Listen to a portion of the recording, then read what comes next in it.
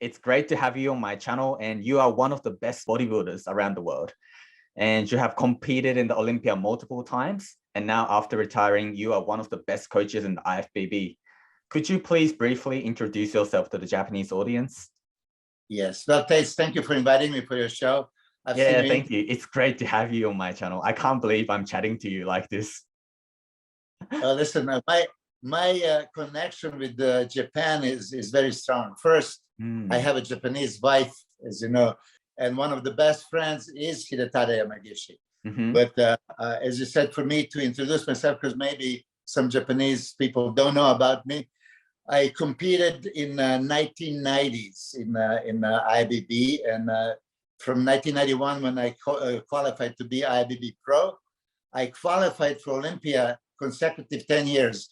I'm very proud of that because I believe that 1990s was the strongest era in bodybuilding with Dorian Yates, Marcel Somebody, Sean Ray, Flex Wheeler, Kevin Levroni, Lee Priest, Ronnie Coleman. So for me to qualify for Olympia back in the day, it was a very hard task. And I'm very proud of that. So for people that don't understand what is qualifying for Olympia, that's a pinnacle of the sport. It is like Super Bowl in the football. It is like Olympic gold medal in any sports. It's everybody's goal.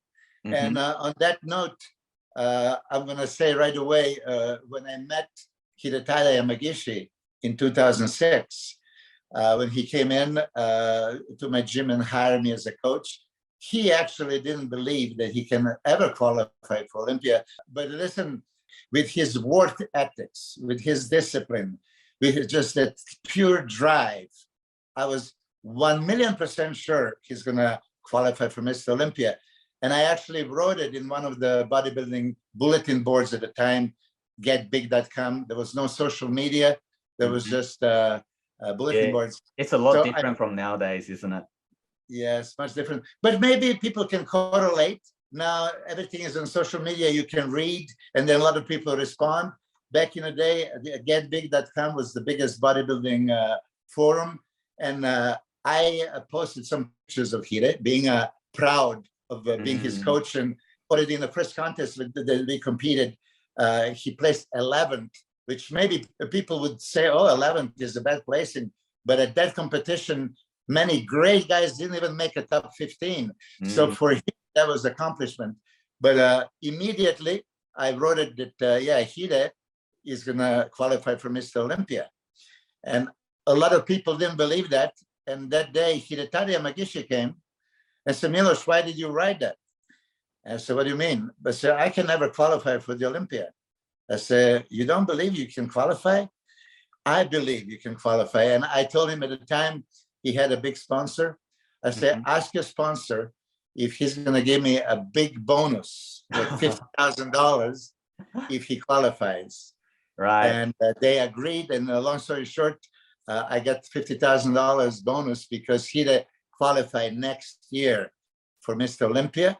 And as you know, he competed 10 times at the Mr. Olympia since then. Most successful Japanese and not just Japanese, but Asian bodybuilder of all time. Yes, that's right, 100%. So what made you think that Hide could actually achieve that? Like going to the Olympia sounds like a really big thing. And what did you see in him? Like his passion for bodybuilding or like his work ethics? Let me put it this way. First day he came to the gym, there was a Chris Dim. Chris Dim is known at that time as an Asian sensation.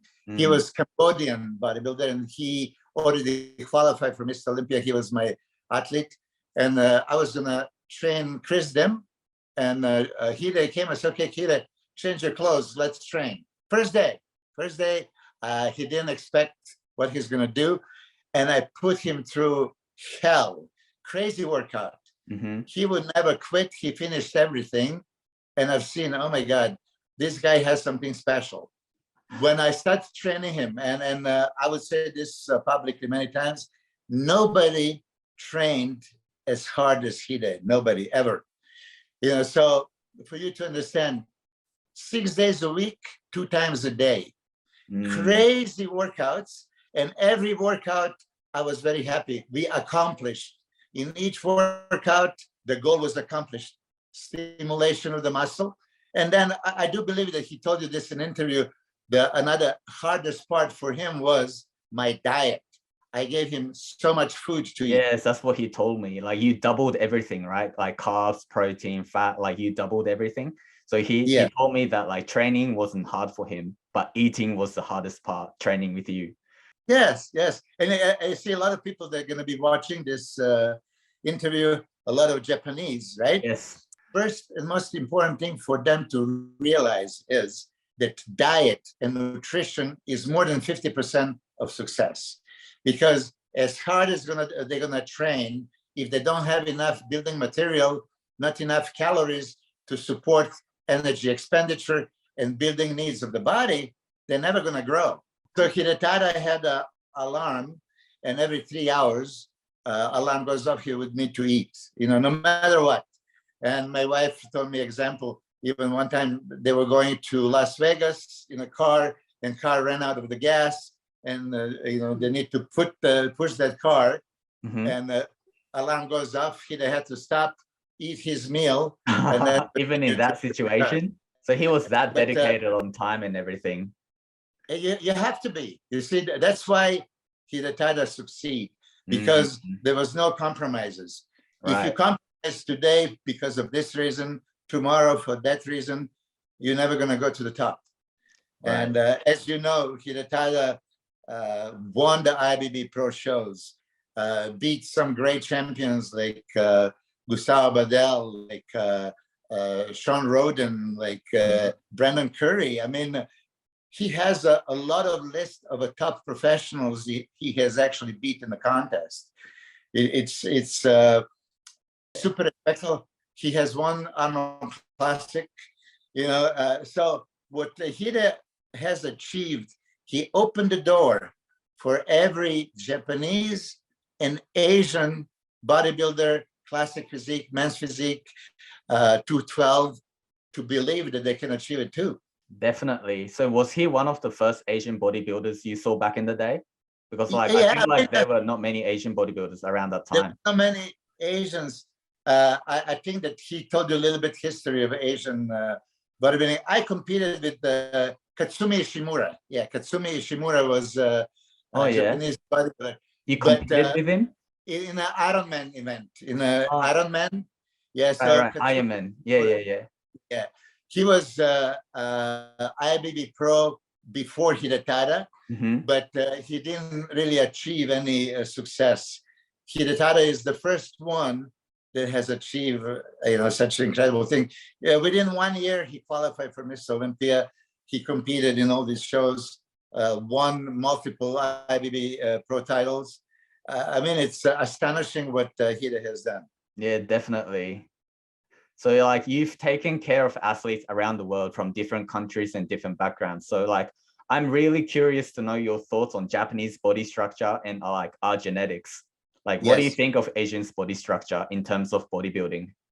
Okay, so this is very good that you mentioned, because when I mentioned at the bulletin board, when I was saying that Hidetada is going to qualify for Miss Olympia, there were people saying, oh, he has a Asian Japanese bad structure. There was. I feel like people nowadays, they still say that, like Asian people are not going to be successful. Structure would be bad. There's a lot of Asian people that are successful. What you have going for you, it's a great metabolism, okay? So another structurally, all the Japanese people and many Asian have a very flat stomach, abdominals, okay? So as you see in recent years in bodybuilding, a lot of bodybuilders, grow big muscles, but they also grow the midsection. I didn't see ever really a Japanese bodybuilder or even Asian that would have that problem. So structurally, they have a good muscle quality. They have a what I say fibrotic muscle. So you can see striations like on Hidetada on many. Right. You can see the density, like his muscles look really thick and like matured. Yeah. Perfect. I really, Tates, I'm impressed how good bodybuilding analyst you are. You see? Oh, really? Yeah, because this is true. Not too many people notice this kind of things, but you already seen it.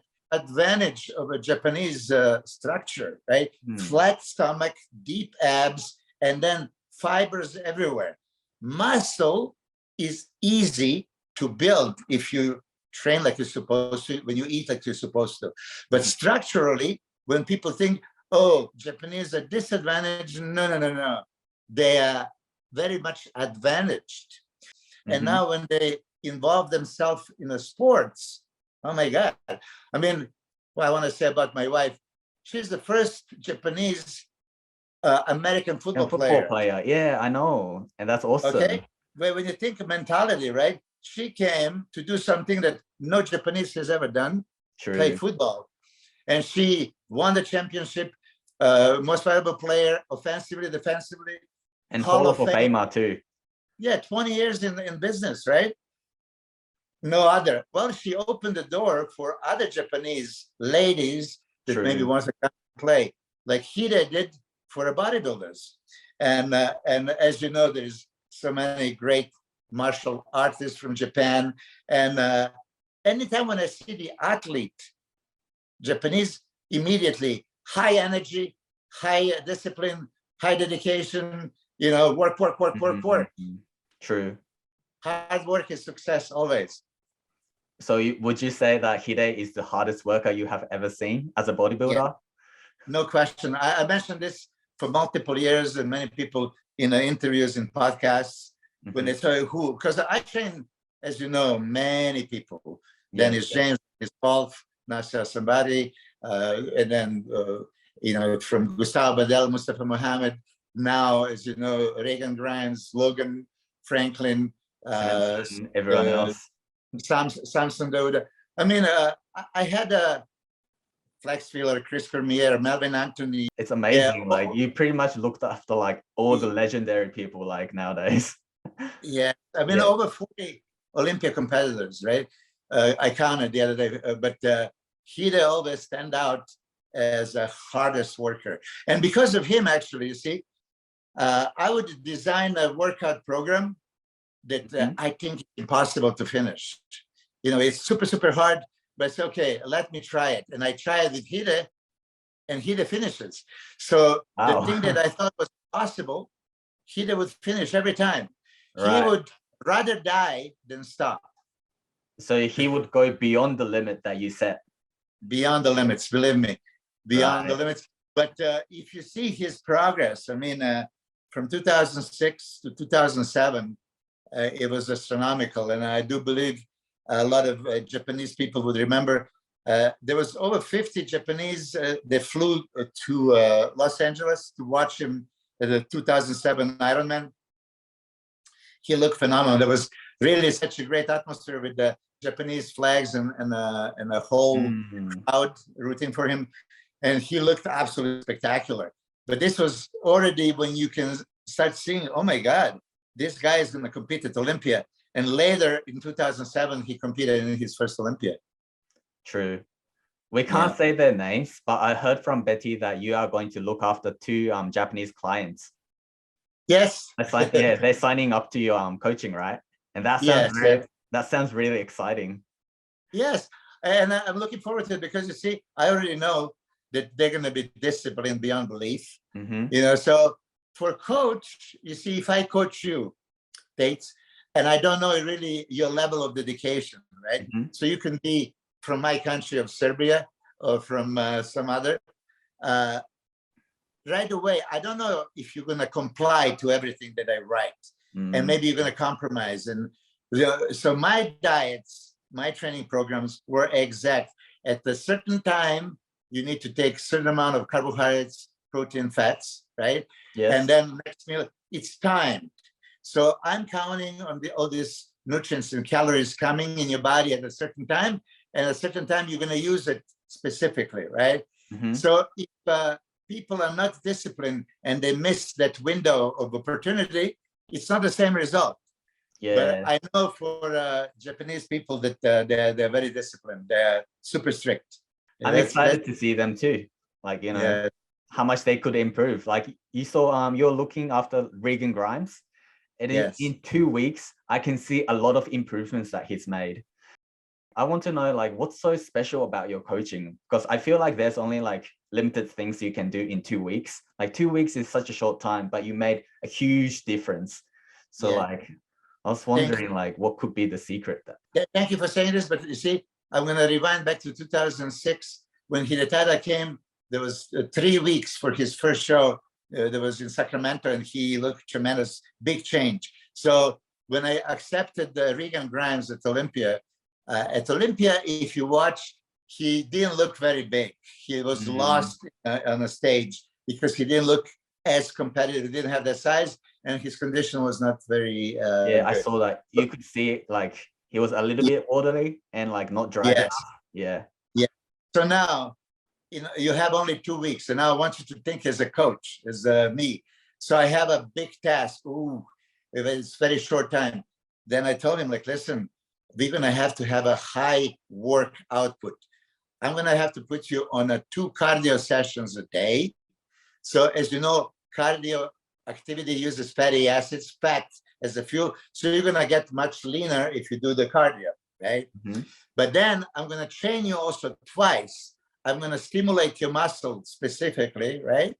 And then I'm gonna drive all these nutrients into your muscle. So at the same time, you can be losing fat and getting bigger, fuller, glycogen loaded, and appearing much, much bigger. So for a short period of time, the main manipulation would be glycogen storage. How much glycogen I can store in his muscles that he never experienced before. So I had to first completely deplete. Many people don't understand, why would you really do that? Well, in these 5 days, he had 0 carbs. I made sure that every gram of glycogen is out of his muscle. So when he's completely out of his muscle, there's no glycogen, no carbohydrates reserved. And then his body fat level is super low. So now your body doesn't have a fat reserve and a carbohydrate reserve. That's alarming state of the body. Now your body can read, oh, I need to store some reserve energy. I need to store. So I only gave him carbohydrates to be stored, which carbohydrate gonna go right back to the same muscle. But this time, body is not gonna just hold normal amount, it's gonna super compensate. It's gonna put more. But this only happens, you see, if you completely deplete and then super compensate. If you partially deplete, you don't have that ability. Your body will just go back to normal. Yeah, true. I see that too, like, on some bodybuilders, like I can see they try to carb up, but like they don't look as crispy and full. They just look a little bit bloated, and their like stomach just like, they look big, but their muscles, you can see like all the glycogen is not fully stored. Yes, I see. I'm super impressed. You understand physiology and how that works. So this is for you to understand. This is exactly what I had to do with Regan, but unfortunately, we only had like 2 weeks, right? You see, I would assume that you and many Japanese people would like Regan Grimes because he's aesthetic.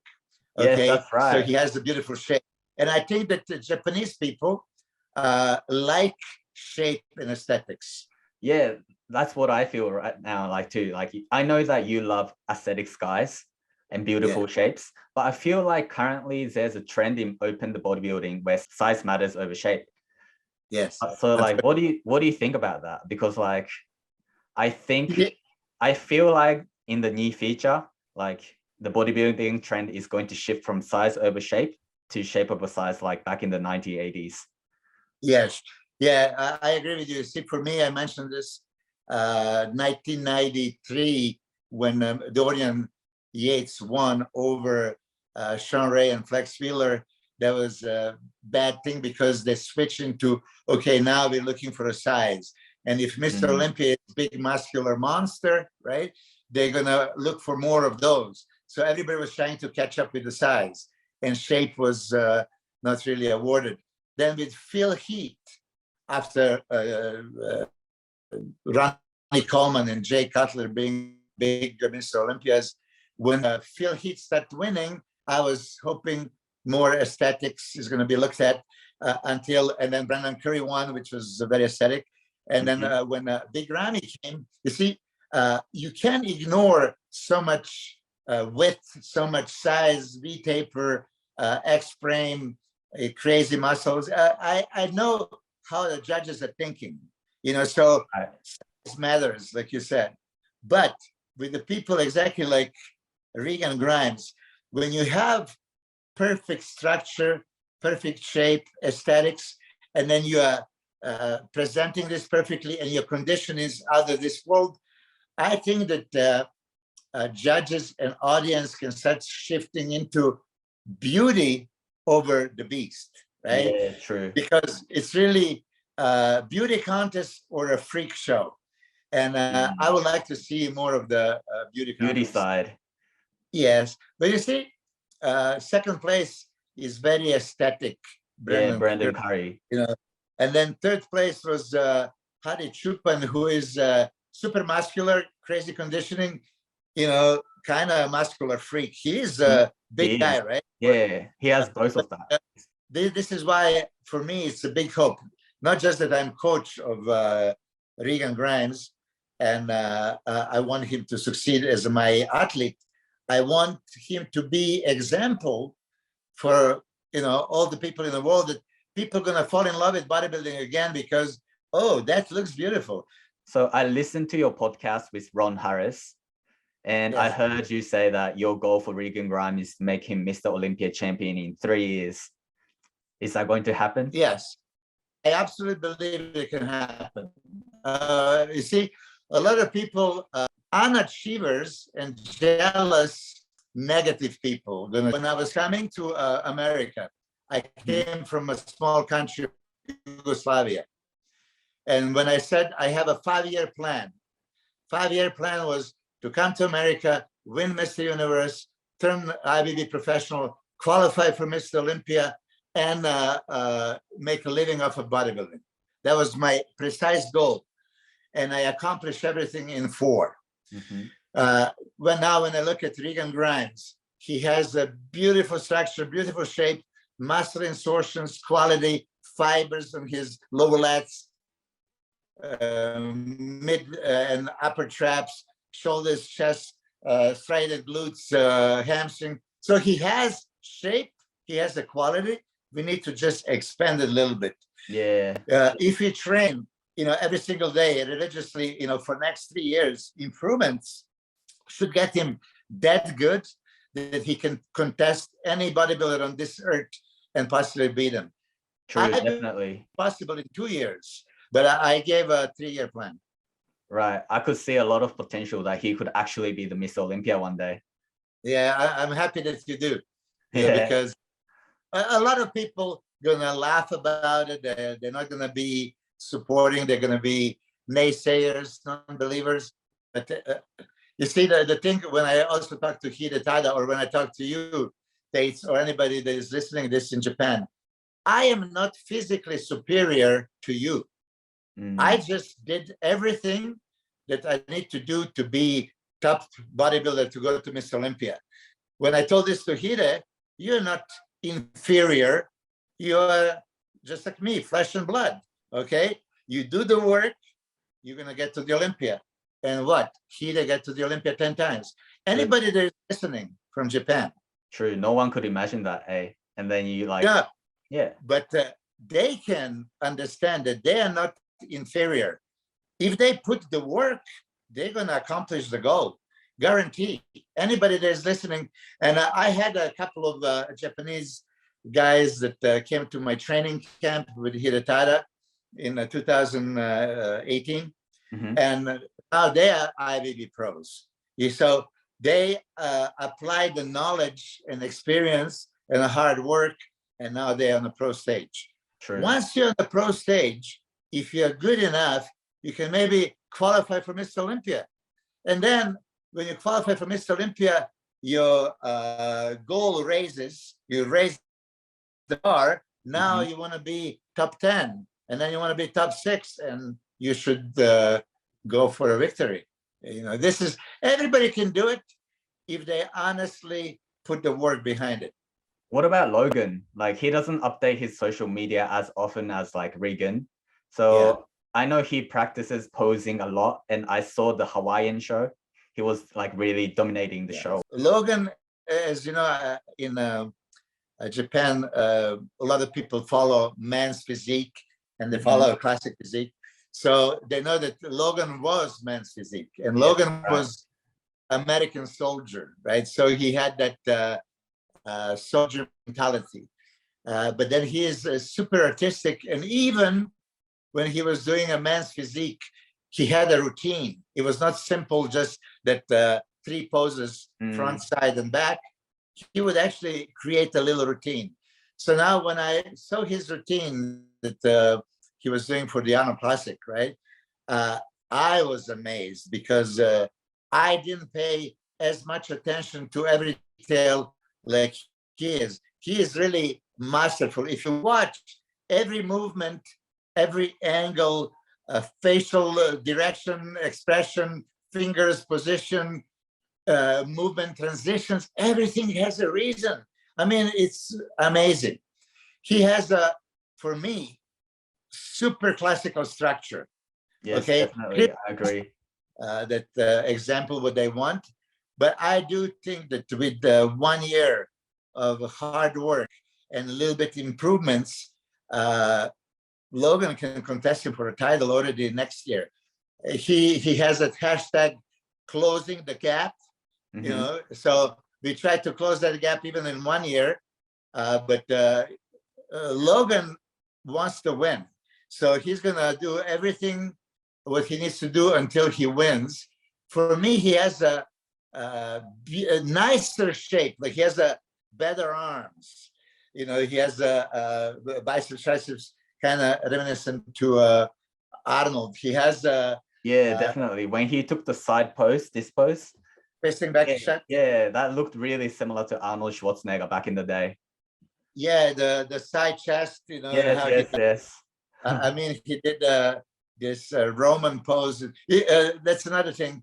In a Shanghai Classic, he incorporated like 10 new poses he never did before. He never did the lunging poses, some of those side, so this is very interesting. And unfortunately, classic physique, they only have a front double biceps, back double biceps, side chest, and the classic pose of your choice. So they don't have too many comparisons. Like if you do the front lat spread, side triceps, you could compare them a little bit more.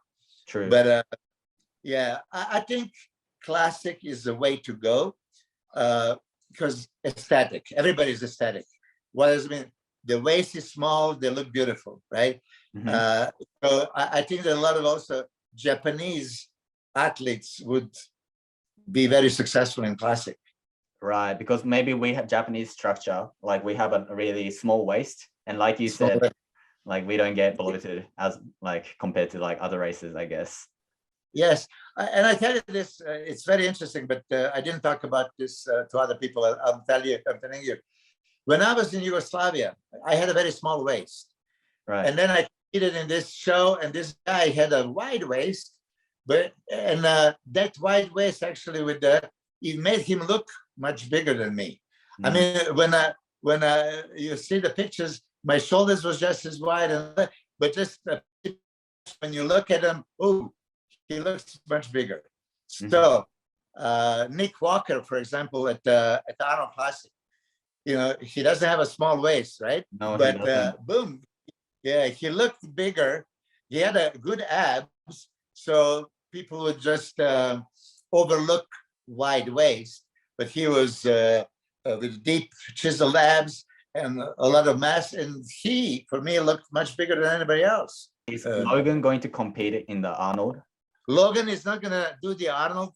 He just wants to focus on the Olympia. So for Logan, he's going for the title next year. Olympia. Yes, I mean, look, people would just say, you're not realistic, and who are you? You were third at Arnold Classic, right? So you have no right to think of, what do you mean no right? Ronnie Coleman was ninth at 1997 Mr. Olympia, 1998 he won, and 8 years later he keep winning, right? Mm-hmm. But so whoever would see 97 Ronnie says it's not realistic. You're not even top 5. Don't talk about the title. Well, good thing they didn't tell this to Ronnie Coleman, because he came and claimed the title.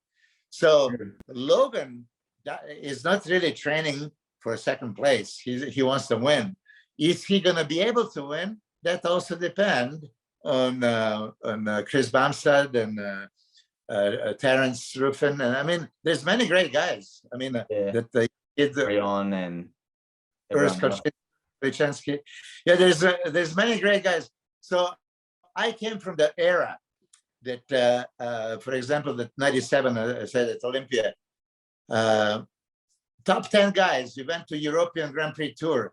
And in each show, like every 2 days we competed, I would beat maybe Chris Cormier and Ronnie Coleman and Vince Taylor in first show. The next show, Chris Cormier would beat Nasser Al-Sambari, who was second at the Olympia a week earlier, and to the win. And then Lee Priest, right? You're mixing one week, somebody wins, next show, somebody else. Because the differences can be this little. True. So for Logan, I don't think that Logan is missing too much muscle size. He needs a little bit bigger back, for sure, a little bit bigger calves, but that's 1 year of working. I mean, keep in mind, he came from a man's physique to the classic. So he's already making a huge strides and improvements. And he has a whole year to until next Olympia. He's already qualified for the Olympia. So he's not going to do any competitions until the Olympia next year? No, yeah. Now this is the plan. And you see, I used to always compete in everything that is organized. Mm-hmm. And a lot of people say maybe it's wrong, but I wanted to compete. But some of the guys would just focus on Olympia. Like Sean Ray would never do anything else but Mr. Olympia, right? Some guys like Lee Haney or Dorian. Okay, Lee Haney did one IBB Grand Prix, and Dorian did a couple of times British Grand Prix and German Grand Prix after the Olympia. But this is, you have a whole year from Olympia, you don't compete until next Olympia, and then you do a couple of shows in the European Tour shortly after. True. So he's just going to focus on improving his size a little bit more. Yeah. Yes, Yeah. That's the plan. Right. Yeah. Plan is to really come in a crazy condition. I'll tell you honestly, because even Logan needed to look bigger, I sacrificed a little bit of conditioning just to have that fullness and structure. Whoa, he is now big enough. He didn't lose the comparisons in size. Right. Okay. So random question, but do you like Japan? Oh, do I love Japan? Well, I'm married to Japanese, right? So I love the nation. I love the people. I love your history. I love the way every time I come to Japan, and I came maybe 10 times. I was in Tokyo many times, in the Nagoya, in Osaka, Yokohama, Kyoto. But first, your culture, respect. I really think higher level of intelligence and education, mannerism. How they interact. It's a different level. So politeness, right? Sincerity and honesty. I mean, you see, maybe you are younger Japanese and you just seen Japan. I travel all over the world for the last 40 years, and I've seen the different cultures. Right. So for me, every time when I go somewhere, boom, okay? So in Japan, I always felt, I feel energetic, I feel good, I love it. The only problem is I don't speak Japanese, so it's a little bit harder to communicate. That is one thing. My wife's family, I can't really communicate. I heard you want to be called Mr. Suzuki when you come to Japan. Well, first, Yeah. because you understand, I requested that my wife take my last name, so she is Hiroko Suzuki Sharchev. Yes. Okay, but she says, okay, when you come to Japan, you're going to meet Mr. Suzuki. I said, yes, I will be very gladly Mr. Suzuki in Japan. Yeah. That's really cute. Yeah, and I mean it. I love the name anyway. For me, that's always like such a powerful. I'm sure that Betty Hiroko told you about my um, impression about samurais. Summarize. About Yes. yeah, this is Musashi Miyamoto whole story. Oh, That wow. yeah, I mean, I absolutely love it. So if I would be there, I would associate myself with the samurais, right? This is a honor, that the samurai spirit, and just unhumane power and dedication and focus. When I see Hidetada Yamagishi, I think that if he was born like 400 years ago, he would for sure be a samurai. Really famous samurai, maybe. Yes, I actually went to the movie studio, and they did a make for me as Musashi Miyamoto. So I had two swords, one long, one short, and I had my hair Really? done. I don't know if you never seen it. Maybe I have to send it to you. Yeah, you have to send me a picture of that. I can put it Yeah, up on this interview. yes, please. That's very, very interesting because I love it. I've been to several temples. Now, I don't remember the names, but even with Hidetada, the samurai temples too. The characteristic is, I mean, first, nature in Japan. Oh my God. Then this structure, these kind of temples, when you walk in, it's like completely new dimension, like a splash with the samurai spirit, and poof, your energy, your strength. I mean, it's like crazy. In one temple, I don't know if you know which one, in front, there's a big wooden pole that is super, super heavy. And then all the tourists try to grab it and lift it up. And hardly anybody can, but this is like one of the samurai exercises that they had. Right. I don't know the temple, I forgot, maybe you can find it. But so you grab that big wood and you try to lift off the ground. Like deadlift, sort of. Yeah. So I did it. And that's one of those great memories. Right. But all those samurais were so strong they could do it. You see, nowadays nobody's maybe as physical, and I don't know how it's now in Japan because it's a busy world, busy life, and less people maybe train. But you organize this YouTube channel for bodybuilding and fitness enthusiasts. For people that are physically active, which I would like to support you on because that's the right way. Intellectual development is great. Education is super important, but this is only one part of being. You have your intellectual, you have your physical. And for me, bodybuilding, right? Yep. What does it stand for? Building your body. You don't have to be bodybuilder like myself, professional level, but every man should be athletic and muscular. Yeah, I'm on your side. Like I don't compete in like IFBB or anything, but like I train and I love training too. Very good. Part of the interview that I want to emphasize, like in my Hidetada's, Regan, Logan's situation, I always want to maximize everything, right? So for you now, you're a reporter for YouTube channel, right? Maybe you would want to maximize every aspect of your YouTube. Yeah. So you learn things that you can improve, right? Maybe get the right guests, and then maybe listen to the audience what they want to hear, and then you provide them with this kind of. So everything in life is maximization of whatever goal you have. Whatever you do, you can do it little bit, minimal, optimal, or maximal. So I like always to say, if you already do something, do 100% or don't do it at all. That's my attitude. Right. Not just bodybuilding, but like everything in life. Yes. I mean, really, if now I ask you, would that be the definition for you too? If you Yes, can. definitely. Yeah. That's the So motivation I have.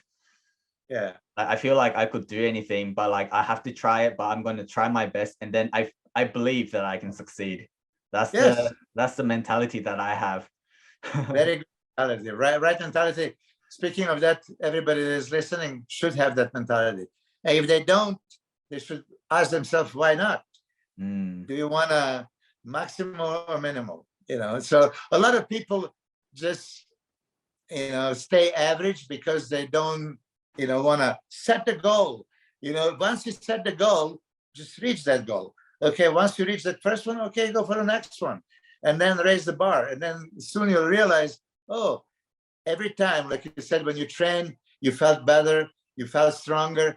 Oh, you are accomplishing your goal, and this is making you feel so much better about yourself. That's achievement, right? So small little achievements every day, every week, every month, every year is going to get you to the top. Great words. I'm going to take notes for that. All right. All right. Thank you, Milos. You contribute so much to the bodybuilding community, and I appreciate you a lot for like being on my channel and be supportive of what I do.